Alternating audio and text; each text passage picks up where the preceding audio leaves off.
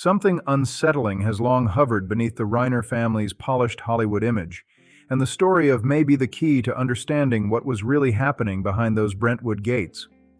In recent weeks, rumors have intensified about escalating tension between Nick and his father, legendary filmmaker Rob Reiner. People familiar with the situation say the strain wasn't sudden. It had been building quietly for years, until it reportedly erupted into chaos inside the family's $13.5 million Brentwood home. Those close to the case say Nick wasn't just struggling, he was fighting his own mind, a storm that few around him seemed able to fully grasp. About a month after the shocking incident, new details began surfacing about Nick's mental state in the weeks leading up to that night. Sources say doctors had been adjusting his treatment plan, and that's when everything began to unravel. According to multiple reports, Nick has been dealing with a serious mental health condition. Experts describe it as complex and difficult to manage, involving intense mood shifts and episodes of detachment from reality. At present, Nick remains held without bail at the Twin Towers Correctional Facility in Los Angeles. He has not yet entered a plea, and questions about his mental competency have reportedly delayed court proceedings. People close to the investigation say his behavior has raised serious concerns. Observers describe him as disconnected, confused, and unable to fully process the gravity of the accusations he faces. One insider put it bluntly, "It's as if he's trapped in his own world." In the weeks before everything collapsed, insiders claim Nick's medication regimen had been changed. Those changes reportedly triggered frustration, especially over physical side effects that made him feel he was losing control. Instead of adjusting gradually, sources allege he became angry, stopped taking medication consistently, and began acting unpredictably. Several people who saw him during that period say the shift was dramatic. This wasn't mild frustration, it was emotional chaos. His behavior changed almost overnight, and those around him reportedly felt alarmed. Some whispered about whether he had slipped back into old patterns, including substance abuse issues he had battled for years. Nick's past struggles were well known to those close to him. Reports claim he had entered rehab roughly 18 times over the years, a cycle that points to a long, exhausting fight. In one past stay, Nick reportedly described himself as a nutcase, a raw glimpse into the turmoil he carried. Investigators are still determining whether a mix of medication changes and relapse may have played a role in what followed. The legal case has taken unexpected turns as well. Nick's original attorney, Alan Jackson, reportedly withdrew from the case in early January. Nick is now represented by a public defender, a sudden shift that has fueled speculation about what's unfolding behind closed courtroom doors. One of the most chilling perspectives comes from a former rehab peer, a Wyoming resident who shared space with Nick years ago at an upscale Malibu facility. Speaking publicly, he said that when he heard about the incident involving Rob Reiner and his wife Michelle, he immediately knew who was involved. According to him, Nick once spoke openly about deep resentment toward his parents, particularly his father. That claim paints a troubling picture of emotions that may have been simmering beneath the surface for years. And yet, the same witness emphasized that Rob and Michelle Reiner went to extraordinary lengths to help their son, therapy, rehab, interventions, never giving up.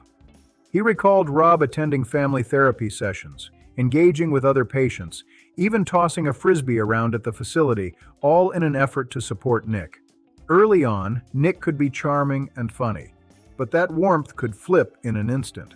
One harmless joke reportedly triggered an explosive reaction that required staff to intervene. Those memories resurfaced with a chill when news broke. And as investigators dug deeper, another disturbing detail emerged: a handwritten notebook found in Nick's former Malibu apartment. Sources say it contained erratic sketches, fragmented thoughts, and cryptic references to family secrets and unresolved issues with his father. Forensic analysts noted shaky handwriting and sharp tonal shifts, entries believed to be written during moments of severe distress. One line reportedly read, "Everyone's using me for their own story." To some, it sounded like a young man crushed by the weight of legacy, fame, and expectations he never asked for. Whether that notebook was an attempt to make sense of his pain or something darker remains unclear. What is clear is that behind Hollywood's glow, a private battle was raging, unseen, until it finally spilled into the light. But this is where the story takes a far stranger turn. According to investigators, a neighbor in the Brentwood area told authorities that just weeks before everything unraveled, Nick Reiner had been seen meeting late at night with an unidentified man near the property gate. The individual was described only as a family acquaintance, someone unfamiliar to neighbors and not immediately recognized by staff or security. Surveillance footage reportedly shows the two standing close, engaged in tense, low-voiced conversations that lasted several minutes at a time. No physical confrontation, no obvious exchange. Just repeated, secretive meetings under the cover of darkness. Investigators are now trying to determine whether this mystery visitor played any role in accelerating Nick's psychological decline. When paired with the discovery of Nick's journal, those meetings changed the direction of the case overnight. Authorities began asking a question that hadn't been seriously considered before.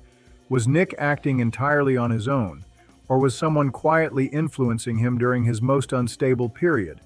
As the investigation deepened, detectives uncovered something even more unsettling: a long trail of digital messages, text logs, late-night emails, and saved audio files that offered a raw glimpse into Nick's deteriorating state of mind. These weren't random outbursts. They were emotional confessions, filled with anger, guilt, and profound confusion. One message sent to a close friend just weeks before the incident stood out. "Sometimes I feel like my life isn't even mine anymore, like I'm just acting in someone else's movie." Investigators reportedly described the line as chilling, especially given Nick's lifelong proximity to Hollywood and his famous father, Rob Reiner. Friends say Nick often struggled with living in that shadow.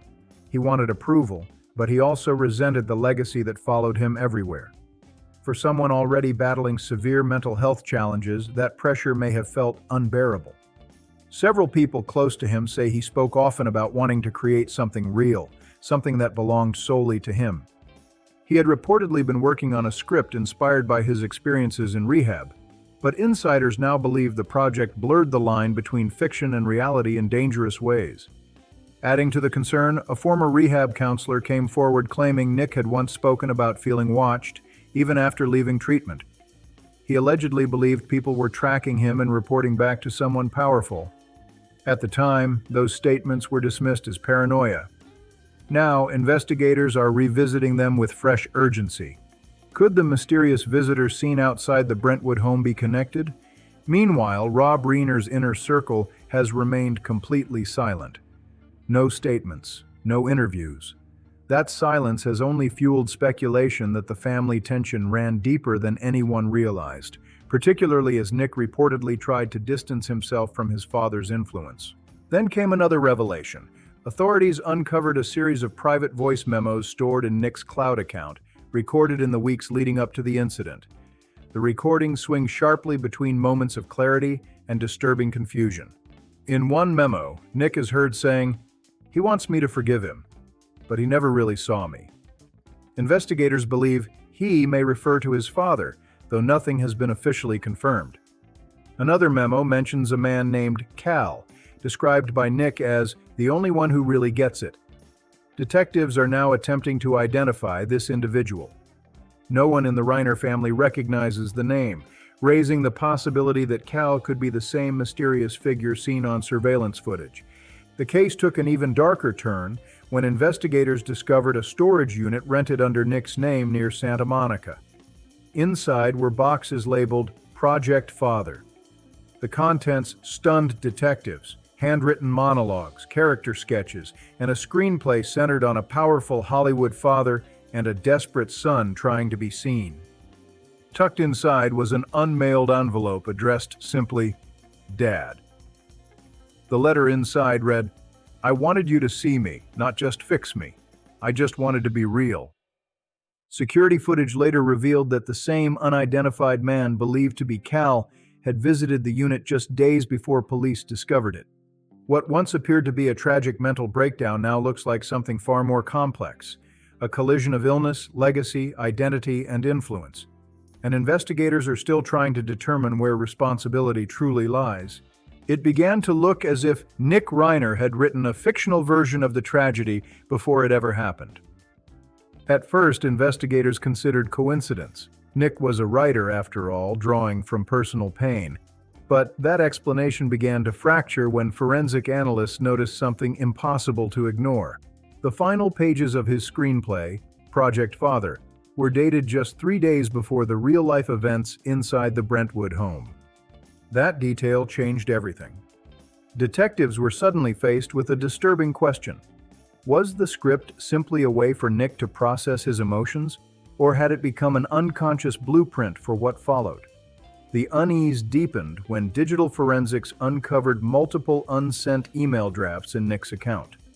They were addressed to major studios and producers, pitching Project Father as the most honest story Hollywood will ever see. One line in particular stood out: "People will finally understand what it's like to be raised in someone else's spotlight."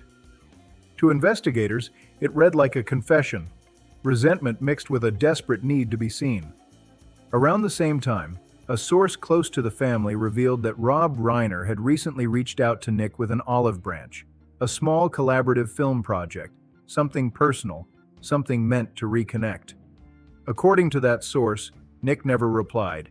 Instead, he grew closer to the mysterious figure investigators were calling Cal. Analysts reviewing Nick's recovered voice memos noticed something chilling. In several recordings, faint background sounds could be heard: footsteps, a door opening, and occasionally a second voice murmuring softly. Audio specialists are now working to isolate those sounds to determine whether Nick was truly alone when he recorded them.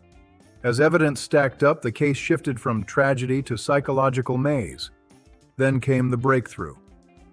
After weeks of reviewing surveillance footage, cross-checking rehab records, and tracing encrypted communications, investigators identified Cal as Calvin Brandt, a former counselor at one of Nick's early treatment facilities. Internal records show Brandt had been dismissed years earlier for inappropriate involvement with patients. What followed raised serious alarms. Despite his dismissal, Brandt had maintained contact with Nick using private numbers and encrypted apps. Online, he promoted himself as a spiritual mentor for creative recovery, quietly attracting vulnerable clients from Hollywood circles. Emails recovered from Nick's account showed that Brandt had edited drafts of Project Father, leaving comments like "Don't hold back" and "They never listened, now they will." Investigators now believe Brandt may have exploited Nick's fragile mental state, reframing paranoia and resentment as artistic truth. Neighbors later confirmed seeing a tall man matching Brandt's description visiting Nick late at night. When shown photos, one neighbor identified him immediately. The most disturbing discovery came days later. Detectives searching Brandt's former residence uncovered journals, therapy notes, and digital files referencing multiple high-profile former patients. Repeated entries focused obsessively on Nick's screenplay. One line read, "He's the one who can finally tell the story they've hidden." Even more chilling was a video message found on Brandt's hard drive. Sitting in a dim room, he spoke calmly into the camera. "Pain creates art. Art never dies. Nick understands that." The timestamp showed it was recorded just 5 days before the incident. Brandt has since vanished. No financial activity, no phone signal, no confirmed location. Now investigators are asking the hardest question of all. Was Calvin Brandt merely a dangerous influence, or was he deliberately steering a vulnerable man toward a catastrophic end? One truth is clear. Nick Reiner was not only battling his own mind, he may have been caught in the hands of someone who knew exactly how to twist it. Either way, his shadow now hangs over the Reiner case like something that refuses to fade. As investigators peel back the layers of Nick Reiner's life, one truth becomes painfully clear. The resentment he carried toward his father didn't appear overnight. It was built slowly, shaped by years of pressure, unmet expectations, and a deep need to be seen as his own person. From the outside, the Reiners looked like the definition of Hollywood success. Rob Reiner, a celebrated filmmaker with a legendary resume, and a son raised around fame, wealth, and opportunity. But behind the red carpets and polite smiles, People close to the family say Nick often felt invisible, like a supporting character trapped in his father's spotlight. Friends describe a relationship that was complicated from the start. Rob was known as driven, disciplined, and intensely focused, traits that made him powerful in the industry but difficult at home. Nick, growing up under that shadow, reportedly felt compared before he ever had the chance to define himself. Every decision, every struggle was filtered through the lens of his father's success. Some who knew Nick say he often described his life as living inside someone else's movie. He wanted to create something raw and personal, to be taken seriously on his own terms. Instead, his name was constantly attached to his father's. Even when he tried to step away, the connection followed him everywhere. The resentment went deeper than career frustration. Sources say Nick often felt emotionally distant from Rob, especially during his teenage years when his struggles began. Rob reportedly tried to help through structure, treatment plans, professional support, solutions. Nick wanted something else entirely. He wanted empathy. He wanted to be listened to, not managed. That disconnect hardened into quiet anger. There were attempts to bridge the gap, calls, letters, even talk of shared projects. But each failed effort seemed to widen the distance. To Nick, it wasn't about control or fame, it was about feeling unseen by the person whose approval mattered most. People close to Rob say he never stopped trying. He paid for treatment, arranged support, and quietly opened doors for his son. But from Nick's perspective, those efforts felt like control instead of compassion. One former family friend recalled a heated argument where Nick stormed out, shouting that he never felt like he was enough, not as a son, not as a man. What makes the story so haunting is that beneath the anger, there was still love. Nick spoke about his father constantly, studying him, quoting him, trying either to earn his approval or escape it. Psychologists reviewing the case say it's a tragic emotional misfire, love present on both sides but expressed in ways that never aligned. This wasn't hatred, it was heartbreak, layered with silence. A son who wanted to be seen, and a father who believed he was helping, both missing each other in the process. In the end, the tragedy between Nick Reiner and his father was never about hatred. It was about words that never found the right shape to survive. As the noise faded and speculation settled, a deeper picture of their fractured bond emerged. One that stretched far beyond fame, Hollywood pressure, or even mental illness. Those who truly knew Nick say that beneath the anger was something far more fragile, a longing to be seen not just by the world, but by the man he admired most. To Nick, Rob Reiner was never just a parent. He was a symbol of everything Nick both loved and struggled against. Growing up surrounded by film sets, cameras, and industry praise, Nick saw firsthand the world that made his father a legend. What few people saw was how much that same world took from him. Friends from Nick's early years remember moments that felt painfully revealing. He would look at his father's movie posters and quietly say, "Everyone knows him, but no one knows me." That sentence followed him for years. No matter what he did, he felt destined to be seen only as Rob Reiner's son, never simply as himself. Nick dreamed of creating something that carried his own voice, raw, imperfect, and real. But every attempt seemed overshadowed by his last name. Even original ideas were filtered through comparisons to his father. For someone already struggling internally, that constant framing cut deep. Admiration slowly twisted into resentment, not because Nick didn't love his father, but because he could never escape him. Those close to the family say Rob tried to help in the way he knew best, through action, structure, solutions. He arranged support, offered guidance, opened doors. But to Nick, those gestures felt like reminders that he couldn't stand on his own. As one friend recalled Nick saying, "Every door he opens for me just proves I couldn't open it myself." And yet, the tenderness never disappeared.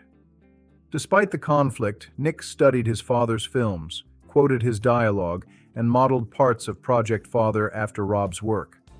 Love and resentment lived side by side, feeding each other in painful balance. Psychologists who reviewed the case described it as an emotional misfire. Two people who cared deeply but spoke entirely different emotional languages. Rob expressed love through protection and fixing problems. Nick needed presence, warmth, and affirmation. Neither was wrong, but together they collided. Nick's story is not one of blame. It is one of heartbreak. A son searching for identity in a shadow too large to escape, and a father trying to save him without realizing that being seen mattered more than being fixed. What remains is not a feud, but a profoundly human story of love that existed, but never quite found its way through the silence.